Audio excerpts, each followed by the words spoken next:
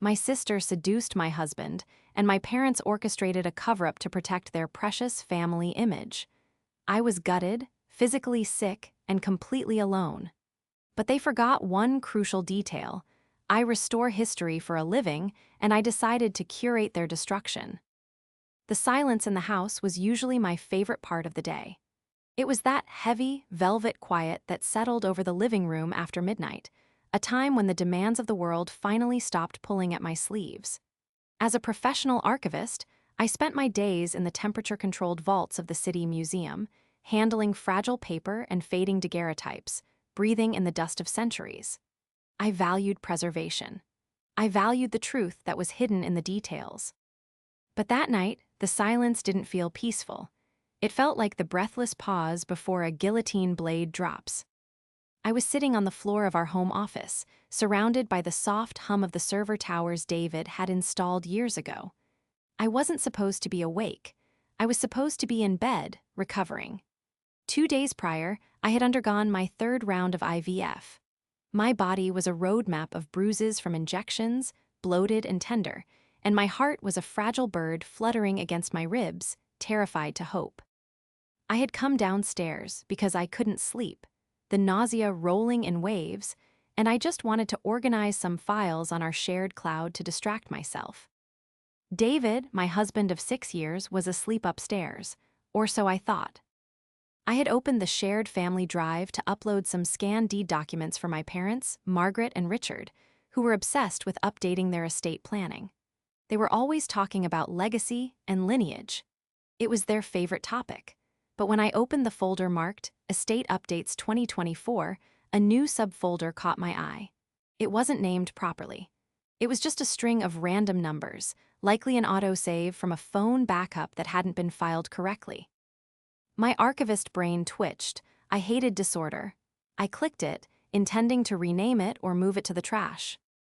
It wasn't a document. It was a synced backup of a WhatsApp chat history. I shouldn't have looked. In hindsight, I know that was the moment my life cleaved into two distinct eras, before the click and after. But I did look. The first message that popped up on the preview pane was from a contact named Jesse. "He's asleep, you can come over. I left the back door unlocked." The timestamp was from 6 months ago. My heart stopped. Literally, skipped a beat and then slammed against my sternum with a violence that made me gasp. Jessie was my sister, Jessica. My hands, usually so steady when handling parchment that could disintegrate at a touch, began to tremble violently. I scrolled. I didn't want to, but my eyes were locked on the screen, devouring the poison.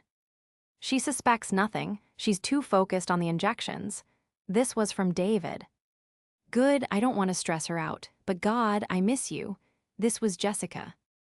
I read for what felt like hours, though it might have been only minutes. Explicit details.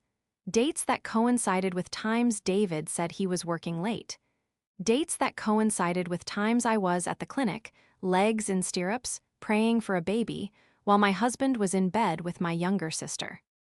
The nausea from the hormones surged, but this time it was mixed with a bile so bitter I choked. I clamped a hand over my mouth, tears streaming down my face, hot and stinging. It wasn't just an affair. It was a mockery of everything I was suffering through.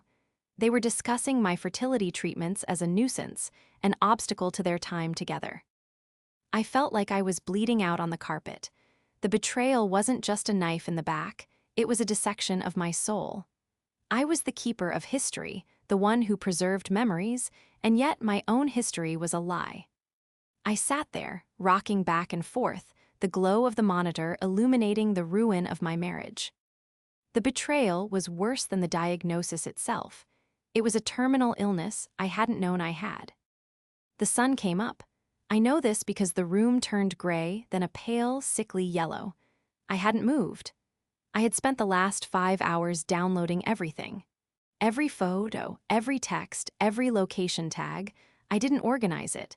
I just hoarded it, shoving it onto an encrypted external hard drive that I slipped into the pocket of my robe.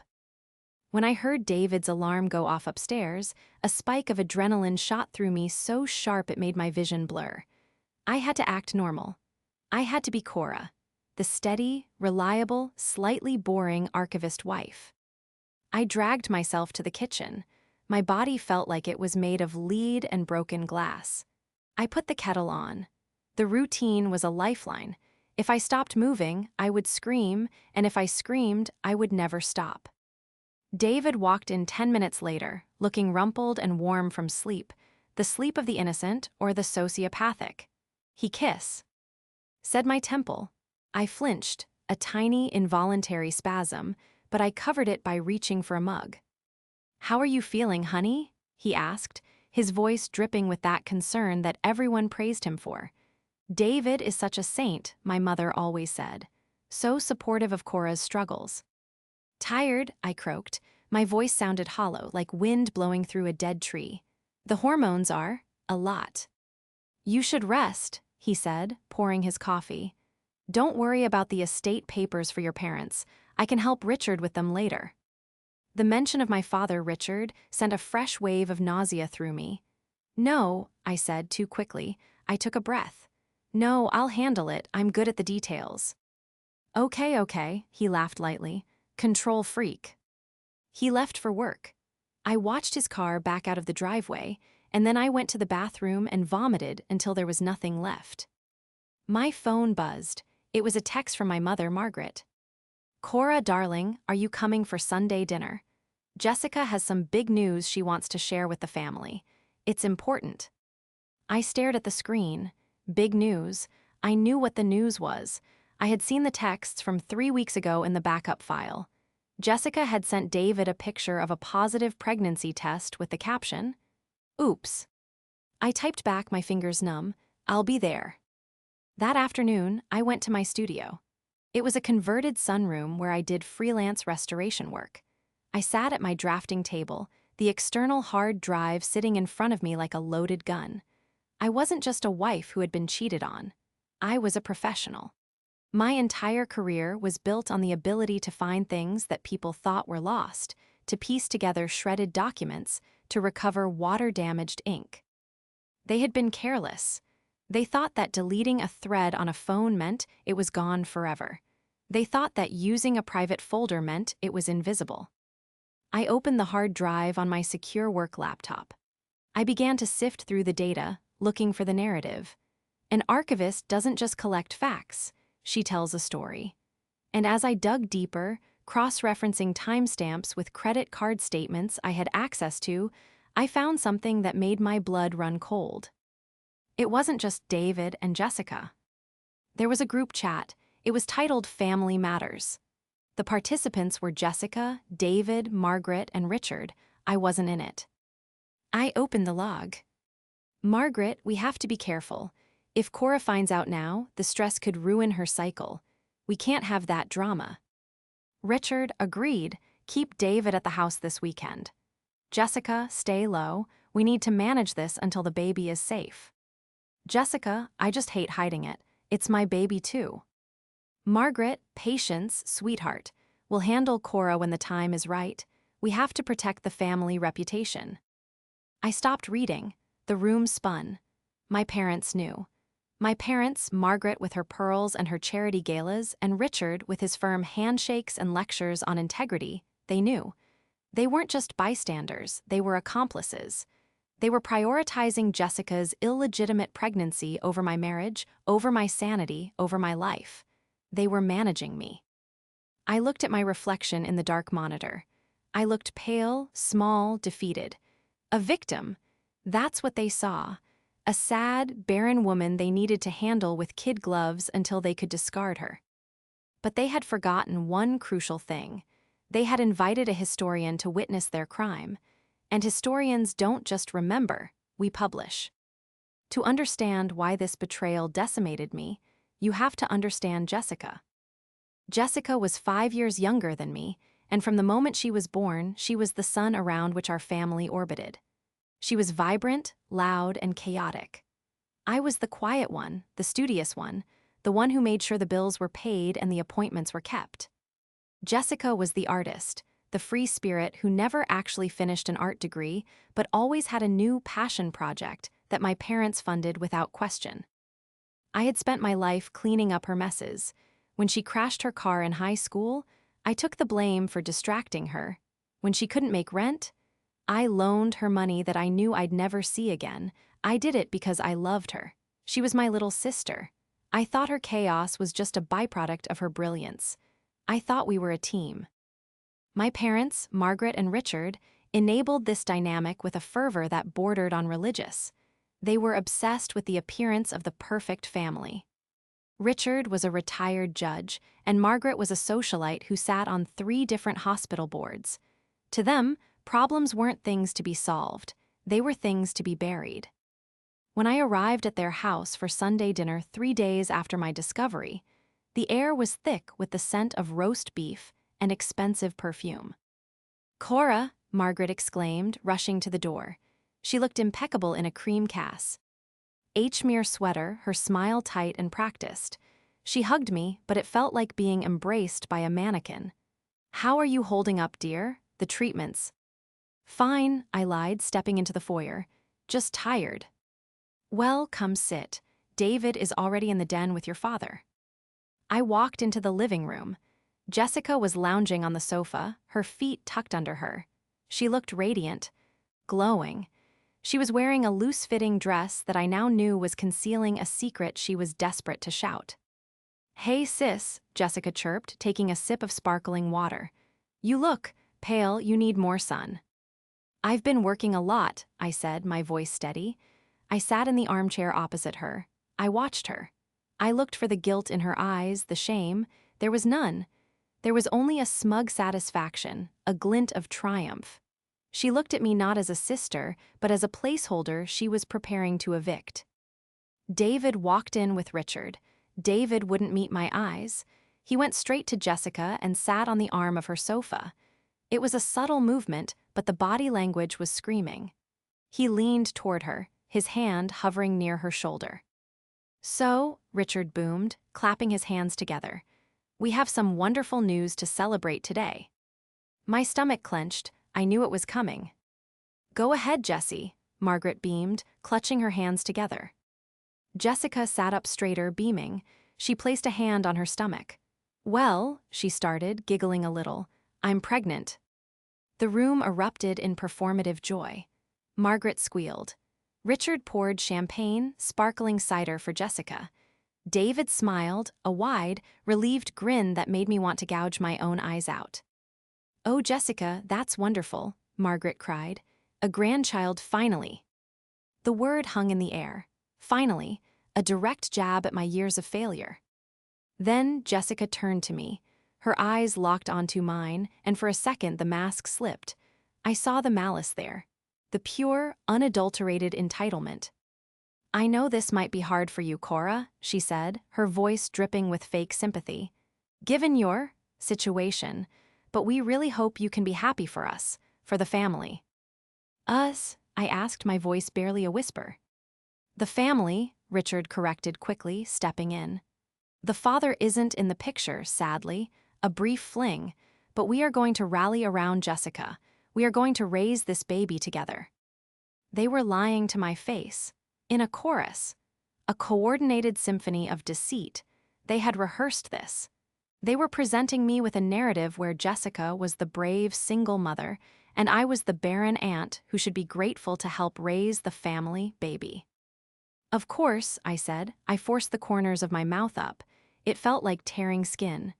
"Congratulations, Jessica, a baby is a blessing." "We knew you'd understand," Margaret sighed, relieved. "Now, we need to start planning. The baby shower needs to be spectacular. We have to show everyone that this family is stronger than ever."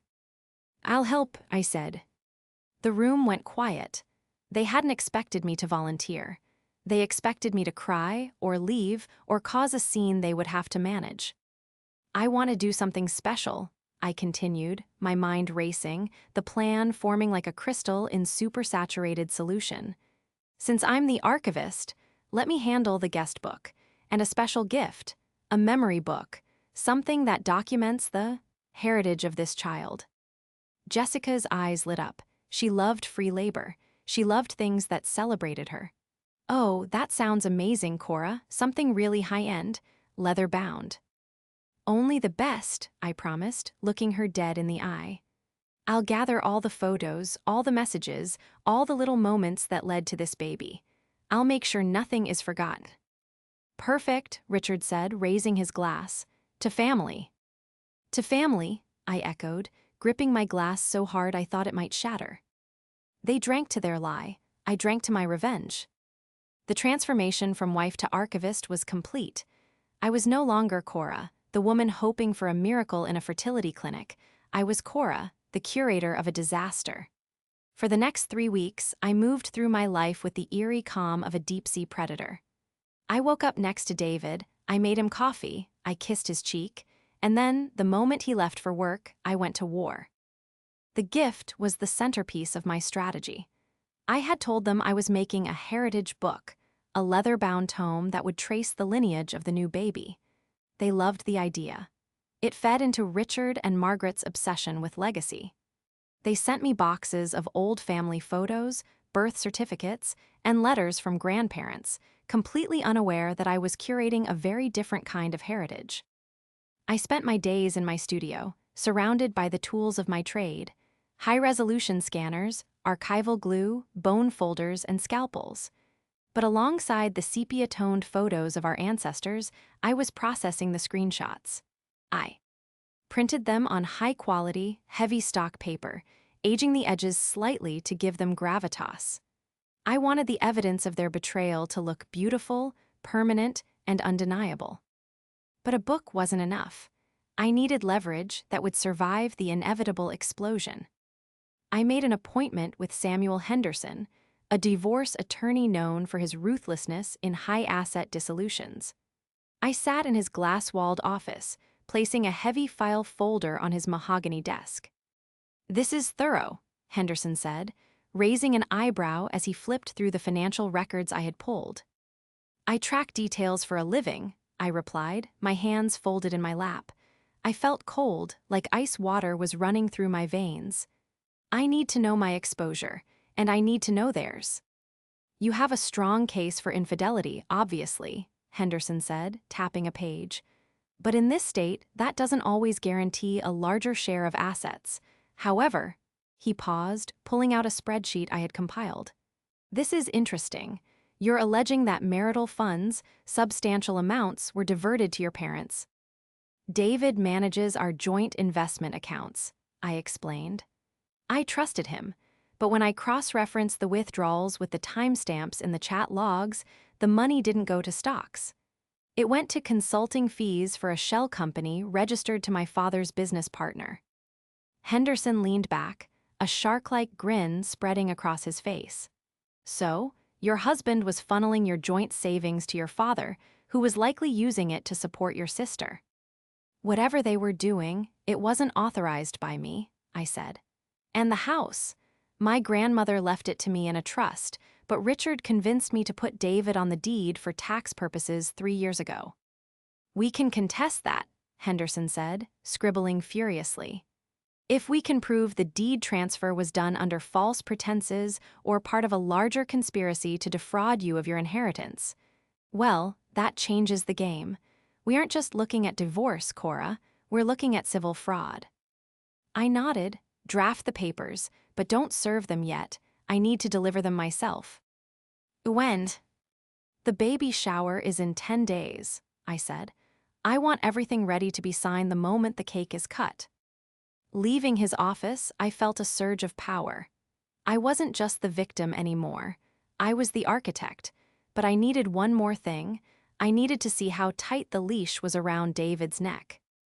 The opportunity to test the waters came 2 days later at a planning lunch for the shower. It was held at Le Jardin, an overpriced bistro that Margaret adored because the waiters spoke French and the salads cost $30. It was just the women, Margaret, Jessica, and me. Jessica was in peak form, radiating the smug glow of the golden child. She was complaining about the nursery. "The designer is just so slow," she whined, picking at her Nisse's salad. "She keeps saying the custom crib won't be ready for weeks. I need it now."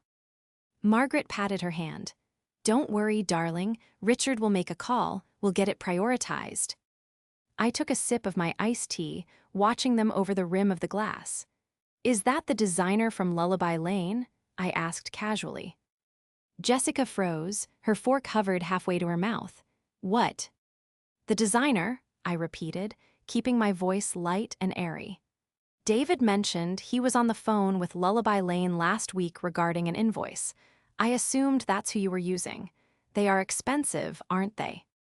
The silence that fell over the table was instant and suffocating. Margaret's smile stiffened into a rictus of panic. Jessica's eyes darted to her mother, then to me, narrowing into slits. Why would David see an invoice? Jessica snapped, her voice sharp. Dad is paying for the nursery. Oh, I know, I said, buttering a roll with deliberate slowness. But David mentioned a transfer of $5,000 from our savings account to a consultant that same week. I just assumed he was helping Dad with the logistics. You know how helpful David is. It was a precise, surgical strike. I had revealed two things, that I was watching the money and that I knew David was directly involved in the purchases. Jessica flushed a deep, angry crimson. You're tracking his spending? God, Cora, you're so controlling. No wonder he's... She caught herself, but the unfinished sentence hung in the air like a guillotine blade. No wonder he's cheating on you. Margaret intervened, her voice shrill. Cora, really? David is just being a good son-in-law. He handles the family finances because Richard is busy. You shouldn't be snooping around in accounts you don't understand. I understand math, Mother, I said, my voice dropping an octave, losing its airy quality. And I understand that $5,000 is a lot of money to disappear. It didn't disappear, Jessica hissed, slamming her fork down. It went to my baby. My baby deserves the...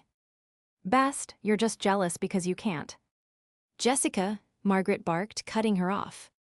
Jessica slumped back, crossing her arms over her chest, glaring at me with pure hatred. You're ruining lunch, she muttered. I'm sorry, I said, offering a tight, empty smile. I just want everything to be perfect, for the family. I had what I needed. They were scared. Jessica was volatile and Margaret was struggling to keep the narrative together. But more importantly, I saw the fear in Margaret's eyes. She realized, perhaps for the first time, that I wasn't just the sad, infertile daughter. I was a variable she hadn't accounted for. The fallout from the lunch was immediate. That evening, the atmosphere in my house was toxic. David was pacing the living room when I got home from the museum. He looked pale, his usually perfectly gelled hair slightly disheveled. Jessica called me, he said, not even looking at me. He was staring at the wall. She said you were interrogating her about the nursery money. I wasn't interrogating, I said, walking past him to hang up my coat. I was making conversation. Why are you so jumpy? He spun around, his eyes wide with a mix of guilt and aggression.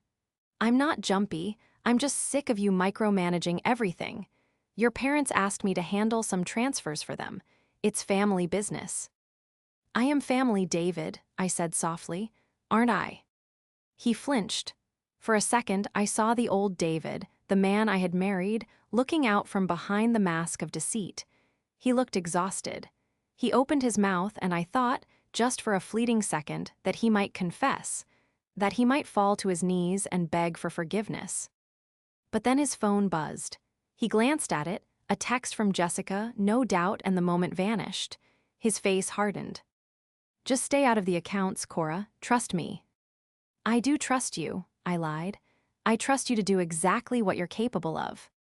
He didn't understand the double meaning. He stormed upstairs to shower, which I knew meant he was going to call her. I went to my studio. I had to finish the book. But as I opened the cloud drive to retrieve the final batch of screenshots, I found something new. A voice memo uploaded to the Family Matters group chat only an hour ago. I put on my headphones and pressed play. It was a recording of a conversation between Richard and David. Richard's voice, she's asking questions, David, about the money. David's voice, I handled it. I told her to back off. But Richard, I can't keep doing this. Seeing her every day, watching her take those injections, it's killing me. Richard's voice, "Pull yourself together, man. We are at the finish line. The trust rewrite is almost done. Once the baby is born, we trigger the clause. The house goes to Jessica as the primary caregiver of the heir. We'll offer Cora a settlement to walk away quietly. She's weak, David. She'll take the money and leave. Then you and Jessica can stop hiding." I ripped the headphones off, my breath coming in short, sharp gasps. They weren't just covering up an affair. They were actively plotting to steal my home, my grandmother's house. The house I had restored with my own hands. They were going to use my infertility as the legal justification to bypass me in the trust, labeling Jessica the heir provider. It was monstrous. It was calculated evil. I looked at the book on my desk. The cover was a beautiful, soft cream leather, embossed with gold leaf that read, "The beginning of a legacy." It looked innocent. It looked loving. I opened it. The first few pages were standard, pictures of Jessica as a baby, pictures of our grandparents. But then, on page 10, the tone shifted. I had pasted a beautiful, high-resolution print of a text thread. "Jessica, she's so stupid. She actually thinks the IVF is going to work. Margaret, let her hope. It keeps her distracted." On the next page, a receipt from a hotel in Cabo San Lucas, dated the weekend David was supposed to be at a tech conference. On the page after that, the transcript of the voice memo I had just heard, transcribed like a script from a play, with the headers, "The conspiracy to defraud." I spent the rest of the night binding the pages. I sewed the spine with strong, waxed thread. I glued the end papers. I polished the leather. It was the finest restoration work of my life. I was restoring the truth. The next morning, the day of the shower, David asked me why I had been up so late. "Just finishing the gift," I said, smoothing my hair. I looked him in the eye, my expression serene. "I want to make sure everyone remembers this day forever." "That's nice of you, Cora," he said, buttoning his shirt. "Really, I know this is hard, but you're doing the right thing." "Yes," I said, picking up the heavy, wrapped package. "I believe I am." I drove to the venue alone. It was at the country club. The sun was shining. The birds were singing. It was a beautiful day for an execution.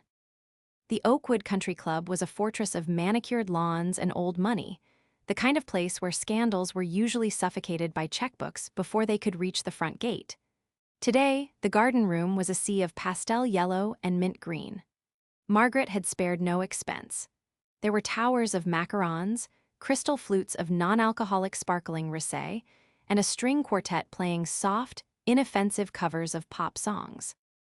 I stood near the entrance, clutching the heavy, rectangular package wrapped in thick, cream-colored paper and tied with a gold silk ribbon. I was wearing a dress I had bought specifically for this moment, a sharp, structural navy blue number that stood out aggressively against the soft pastels of the other guests. I wasn't here to blend in. I was here to preside. The room was filled with Margaret and Richard's friends, judges, doctors, board members, people who controlled the social narrative of our city. There were also David's parents, looking bewildered but happy, and a swarm of Jessica's friends, young women who looked at me with that pitying tilt of the head I had grown to loathe. "Cora," Margaret fluttered over, a glass of champagne in her hand. She looked frantic, her eyes darting around the room to ensure every napkin was folded correctly. "You're here, and you brought the book." "I did," I said, my voice calm. I patted the package. "It's all ready." "Good, good," she whispered, leaning in close. "Now please try to look a little more festive. People are watching. We need to show them we are a united front." "Don't worry, Mother," I said, offering her a smile that didn't reach my eyes. "I'm very focused on the truth today." She missed the edge in my voice, too absorbed in her own performance. She bustled away to tap a spoon against her glass. The room quieted. The string quartet faded out.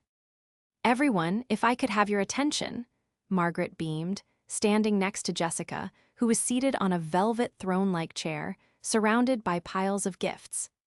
David stood behind her, his hand resting possessively on the back of the chair. They looked like a portrait of the Holy Family, if the Holy Family were built on lies and securities fraud. We are so blessed to welcome a new life into our family, Margaret announced. And today is about celebrating love, legacy, and the future. My husband Richard and I are so proud of Jessica. There was polite applause. Richard nodded sagely from the side. And now, Margaret continued, sweeping her arm toward me, my eldest daughter, Cora, has prepared a very special, one-of-a-kind gift. A heritage book documenting the history that led to this beautiful moment. The spotlight hit me. I walked to the center of the room, the heels of my shoes clicking rhythmically on the parquet floor. I felt a strange, icy dissociation. I wasn't nervous. I was an archivist delivering a final report. I stood before Jessica. She looked up at me, her eyes glinting with that familiar mix of entitlement and triumph. She thought she had won. She thought I was bowing down. "Thank you, Mother," I said, my voice amplified by the microphone I had taken from the stand. I turned to the crowd. History is important. It tells us who we are. It tells us where we come from. But most importantly, history creates a record that cannot be erased. I looked at David. He shifted uncomfortably, his smile faltering. When I started this project, I continued, I wanted to capture the true essence of this baby's origin. I wanted to make sure that 20 years from now, when this child asks how they came to be, there would be no ambiguity, no secrets. I handed the heavy book to Jessica. "Open it, Jess. I think you'll find the first section particularly illuminating." Jessica tore the paper off eagerly. She gasped when she saw the leather cover. "Oh, Cora, it's beautiful," she said, running her hand over the gold embossing. "Open it," I commanded softly. She opened the cover. She smiled at the first page, a photo of her as a toddler. She turned the page, another photo. She looked up at the crowd, beaming. "It's pictures of us growing up." "Keep going," I said. "Page 10. She flipped a few more pages. Then she stopped. The silence that radiated from her was absolute. Her smile froze, then shattered. Her face drained of all color, turning a sickly ash gray. Her hands began to shake, the heavy book trembling in her grip. "What is this?" she whispered, her voice barely audible. "Read it," I said, leaning into the microphone so the entire room could hear. "Read the caption, Jessica." I can't," she stammered, looking up at me with sheer terror. "Then I will," I said. I pulled a folded piece of paper from my pocket, my own transcript. Page 10, timestamp November 14th. Sender, Jessica, message, "He's asleep, you can come over, I left the back door unlocked." Recipient, David. A gasp rippled through the room, a collective intake of breath that sucked the oxygen out of the space. David lunged forward. "Cora, stop, what are you doing?" "I'm reading the history, David," I said, my voice rising, hard and clear. Page 12, timestamp December 2nd. Sender, David, message, "She suspects nothing, she's too focused on the injections." "Stop it," Margaret shrieked, rushing forward. "Turn off the microphone, Richard, do something." "No," I shouted, the volume making the speakers whine with feedback. I held my ground, pointing a finger at my father. "Let's talk about page 25, Richard, the transcript of your plan to defraud me of my grandmother's house." I turned to the stunned crowd, locking eyes with Judge Miller, my father's oldest friend. "Did you know, Judge, that my father is currently drafting a trust amendment to bypass me based on my medical infertility, forcing a transfer of deed to Jessica under the guise of heir protection? It's all there. The emails to the estate lawyer. The bank transfers where David funneled my savings to pay for the consulting fees to set it up." Richard looked like he was having a stroke. He clutched his chest, his mouth opening and closing like a landed fish. Jessica threw the book at me. It landed with a heavy thud at my feet, splayed open. "You bitch!" she screamed, tears streaming down her face. "You ruined everything. You're just jealous because I'm pregnant and you're empty." "I may be empty of a child, Jessica," I said, my voice dropping to a deadly whisper that carried across the silent room. "But I am full of the truth, and now so is everyone else." I signaled to the back of the room. Two men in cheap suits walked in, process servers I had hired to wait for this exact signal. They walked right past the stunned waiters and approached the family. "David Miller?" one asked. David nodded dumbly. "You are served. Divorce papers and a restraining order regarding the dissipation of assets." The other man approached Richard. "Richard Evans, you are served. Civil suit for fraud, conspiracy to commit fraud, and breach of fiduciary duty." The room was in chaos. People were whispering, pulling out phones, backing away from the family as if they were contagious. The perfect family illusion wasn't just cracked. I had taken a sledgehammer to the foundation and watched the roof cave in. I looked at Margaret. She was sobbing, holding onto Richard's arm, looking at the ruin of her social standing. "You wanted a legacy, Mother," I said, stepping away from the microphone. "Now you have one." I turned on my heel and walked out. I didn't look back. I walked through the lobby, past the valet, and into the cool, fresh air of the parking lot. My hands were shaking, not from fear, but from the massive adrenaline dump of a soldier who has just survived the war. The fallout was nuclear. In the weeks that followed the baby shower, the story didn't just circulate through our social circle. It tore through it like a wildfire. The Heritage Book incident became urban legend. I heard that someone had actually retrieved the book from the floor after I left and taken photos of the pages. By Monday morning, Richard had been asked to step down from the hospital board. The allegations of fraud, backed by the meticulous evidence I had compiled, made him a liability that no organization wanted to touch. The legal process was swift and brutal, mostly because I had done all the work for them. Samuel Henderson, my lawyer, said he had never seen a case so gift-wrapped. David tried to fight the divorce terms initially. He claimed that the messages were taken out of context, that he was confused. But the forensic accounting didn't lie.